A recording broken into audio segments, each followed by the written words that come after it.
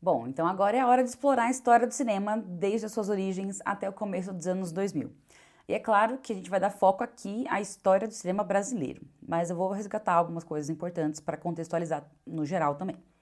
Eu não vou entrar na invenção das câmeras, porque por si só isso aí já é uma thread que é um bom rolê, já que ela foi inventada por pessoas diferentes, em lugares diferentes, ou usaram, as pessoas adaptaram as técnicas uns dos outros, outras técnicas, aprimorações.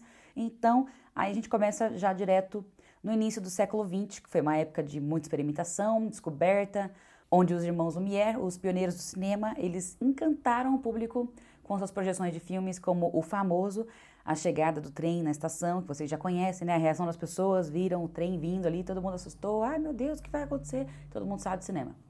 Enfim, isso aí você já sabe, então foi só para contextualizar mesmo, porque a gente vai ver quando isso chega no Brasil, que é na década de 1890, que na verdade em 96, quando foi a primeira exibição de cinema no Rio de Janeiro, foi num homenígrafo do Vittorio Di Maio, um napolitano apaixonado pela sétima arte.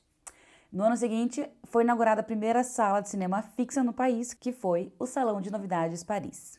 Avançando então para 1900, o cinema brasileiro ele começou a dar os seus primeiros passos. Em 1908 foi lançado Os Estranguladores, do Antônio Leal, que é o primeiro filme posado, né, e sucesso de bilheteria no cinema brasileiro. Foi quando o gênero dos filmes criminais ganhou fôlego. Então, por que eu trouxe essa informação? Porque o criminal caminha para essa ficção aí também, então, obviamente, vai dar um gatilho aí, né? E na década de 1910 ocorreu a fundação da Companhia Cinematográfica Brasileira. Foi uma época de transição e marasmo para a produção cinematográfica nacional, com uma crítica alienada que condenava os filmes brasileiros.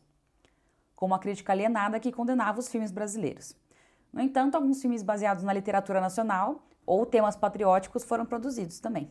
E você vai perceber que o cinema brasileiro sempre vai valorizar um pouco dessa cultura literária. Nos anos 1920 ocorreram os chamados ciclos regionais, ou surtos regionais, na história do cinema brasileiro, que são diferentes regiões do país vivenciando o florescimento de produções cinematográficas impulsionadas pelas indústrias locais. Então, cada região trouxe a sua diversidade e representatividade nas telas e retratando, claro, os costumes locais. Na década de 30, a produção cinematográfica brasileira passou por mudanças significativas. A Sono Filme se destacou ao comercializar e produzir filmes considerados precursores no gênero da chanchada, que é caracterizado pelo humor e pela irreverência.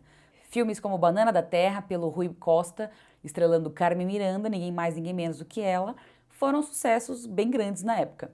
E nos anos 40, o cinema brasileiro passou por um momento de mudança com a fundação dos estúdios Vera Cruz. Inspirados nos moldes hollywoodianos, esses estúdios buscaram produzir filmes de qualidade técnica e artística bem grande. E foi uma época de experimentação e inovação também. Já nos anos 50, o cinema brasileiro cresceu e se diversificou. Teve uma busca pela consolidação da identidade nacional do cinema, que resultou em filmes que retratavam aspectos da cultura, do folclore, da realidade brasileira. Nessa época também deslanchou as chanchadas, nossa, consegui falar essa frase igual, comédias musicais populares que faziam muito sucesso. Um exemplo de chanchada brasileira dos anos 50, que é bem famoso, é o filme O Ébrio, dirigido pela Guilda de Abreu. Esse filme é estrelado pelo Vicente Celestino, que é um cantor muito renomado dessa época, e ele conta a história de um músico alcoólatra que luta muito para superar seus vícios e reconquistar o amor da vida dele. O Ébrio foi um grande sucesso de bilheteria, sendo considerado um clássico do gênero da chanchada no Brasil, e é uma mistura de comédia, música, drama, todas as características marcantes desse estilo de filme na época. E um exemplo de filme importante desse período também é O Cangaceiro, que é de 1953, dirigido pelo Lima Barreto, e conquistou o reconhecimento internacional no Festival de Cannes de 53 também. E depois, nos anos 60, o cinema brasileiro viveu um período de efervescência e transformação. Surgiu um movimento conhecido como Cinema Novo, que buscava uma linguagem mais autêntica e engajada nesses filmes, explorando temáticas sociais e políticas. Surgiu um movimento conhecido como Cinema Novo, que buscava uma linguagem mais autêntica, engajada, explorando temáticas sociais e políticas. Os cineastas do Cinema Novo, como o Glauber Rocha, o Nelson Pereira dos Santos, o Joaquim Pedro de Andrade, eles romperam com as convenções estabelecidas, utilizando recursos técnicos inovadores e narrativas não lineares. Olha que legal. Eles trouxeram uma abordagem mais crítica e autoral para o cinema, explorando também as questões como a pobreza, a opressão, a exploração e a identidade nacional. Alguns exemplos de filmes no cinema novo são Deus e o Diabo na Terra do Sol, de 64, dirigido pelo Galber Rocha, e Vidas Secas, dirigido pelo Nelson Pereira dos Santos. Esses filmes receberam reconhecimento internacional também e contribuíram para a formação de uma identidade cinematográfica brasileira. Paralelamente, também surgiu o cinema marginal, que é um movimento brasileiro cinematográfico que questionava as convenções estabelecidas. Os cineastas do cinema marginal, eles buscavam uma abordagem mais experimental, subversiva e explorando temáticas mais controversas e transgressoras. Alguns exemplos de filmes do cinema marginal são Matou a Família e Foi ao Cinema, que ele é de 69 e foi dirigido pelo Júlio Bressani, e Macunaíma, também de 69, dirigido pelo Joaquim Pedro de Andrade, baseado, obviamente, na obra do Mário de Andrade. E esses filmes desafiaram as normas estabelecidas e abriram espaço para novas formas de expressão cinematográfica. Na década de 80, o cinema brasileiro passou por um período de renovação e diversificação. Com a transição para a democracia após a ditadura militar, teve uma abertura política que trouxe novas perspectivas e liberdades para a produção cinematográfica. Nesse contexto, surgiram diferentes correntes e também estilos cinematográficos, abrangendo desde filmes comerciais até obras de cunho autoral experimental. E um dos gêneros marcantes desse período foi a pornochanchada, que misturava os elementos de comédia, erotismo, com crítica social também. E alguns exemplos de filmes desse gênero são Dona Flor e seus dois maridos, de 76, dirigido pelo Bruno Barreto, e O Beijo no Asfalto, de 81, também dirigido pelo Bruno Barreto.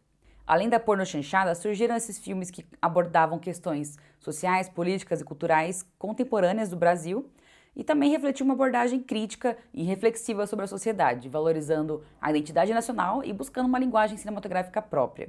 Então a gente sempre tenta caminhar nessa identidade ao longo da nossa história do cinema brasileiro. E na década de 90, especialmente em 89, na verdade, o Fernando Collor venceu a eleição presidencial e no primeiro dia do governo dele, em 1990, ele extinguiu a Embrafilme. Essa extinção representou um desafio para a produção cinematográfica nacional, porque sem o apoio financeiro e estrutural do órgão estatal, os cineastas e produtores tiveram que buscar alternativas para viabilizar seus projetos. Então é claro que a gente entrou numa época aí um pouco de, sei lá, estávamos abalados, não é verdade? É verdade. E é óbvio com isso, consequentemente, depois da extinção da Embrafilme, teve uma diminuição no número de produções, mas também incentivou a busca de parceiros internacionais e participação em coproduções. Esse período foi marcado pela emergência do movimento conhecido como cinema de retomada, que fortaleceu a indústria cinematográfica nacional e trouxe filmes que abordavam essas questões sociais, políticas e culturais contemporâneas do Brasil. Filmes como Central do Brasil, de 98, dirigido pelo Walter Salles, Cidade de Deus, de 2002, dirigido pelo Fernando Meirelles, e Tropa de Elite, também de 2007, um pouquinho depois, dirigido por José Padilha. Eles se destacam tanto no cenário nacional quanto internacional, evidenciando a qualidade e a diversidade do cinema brasileiro. Ao mesmo tempo também que vão construindo e passando a nossa imagem do que é o Brasil para fora. Eu fui mencionando no filme de 2000, mas em 94 também foi aprovada uma lei do audiovisual que permitiu o financiamento de produções cinematográficas por empresas, em troca da isenção no pagamento de impostos devidos. Então essa lei proporcionou um impulso significativo para a indústria cinematográfica brasileira, abrindo possibilidades de financiamento para os cineastas. Em 2001, por meio de uma medida provisória, o presidente Fernando Henrique Cardoso criou a Ancine, a Agência Nacional do Cinema, que é um órgão de fomento, regulação e fiscalização da indústria cinematográfica videofonográfica. Ela é financiada pelo Condecine, que é a Contribuição para o Desenvolvimento da Indústria Cinematográfica Nacional. Essa contribuição é recolhida pelo título e percentual de bilheteria.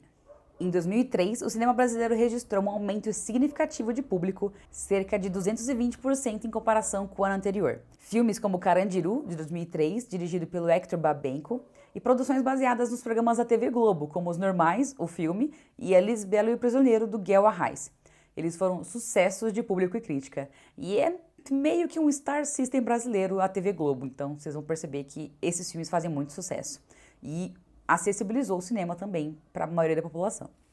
Já em 2004, o brasileiro demonstrou a sua diversidade temática e estilística com filmes como Cazuza e O Tempo Não Para e Olga também, alcançando um sucesso de público que ultrapassou 3 milhões de espectadores. É importante mencionar também que ao longo dessas décadas houve diversos outros filmes de diretores que contribuíram para a riqueza e diversidade do cinema brasileiro, tanto em termos artísticos quanto temáticos, ampliando nossa presença no cenário internacional. E agora que esse contexto tudo foi dado, acho que vale a pena a gente entrar no assunto ficção científica. Então, se você tem um caminho aqui, veja o próximo vídeo.